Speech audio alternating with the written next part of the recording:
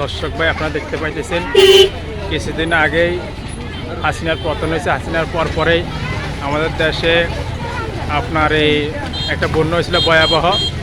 এই বন্যাতে আমরা দেখছিলাম যে প্রচুর পানির সংকট, আর এই সংকটের ফলেই এখানে পানি আটকে গিয়েছিল। পানি আটকানোর ফলে এখানে কিছু বেড়া দেওয়া হয়েছিল। আর এখন এই বেড়ার পাশে দেখা যাইতেছে পান দোকান দেখা হয়েছে।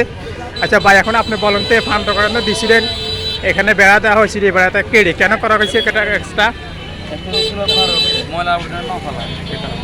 মানে আপনি এখন এটা করছেন কেউ যেন ময়লা আবর্জনা না ফেলায়, এই কারণে বেড়াটা কেটে আপনি এখানে পান দোকানটা দেওয়া হয়েছে। দেখতে পাইতেছেন আপনারা, এই পূর্ব পাশে যেটা ছিল এটা কেটে দেওয়া হয়েছে। আর পশ্চিম পাশের আমাদের যে বানটা দেওয়া আছে এটা এখন ঠিকভাবে আছে। আপনারা এটা বলবেন এটার জন্য কী করা যায়, সরকারের জন্য কী পদক্ষেপ নিতে পারে, এটা বলে আমরা এখানে সমাপ্ত রাখলাম।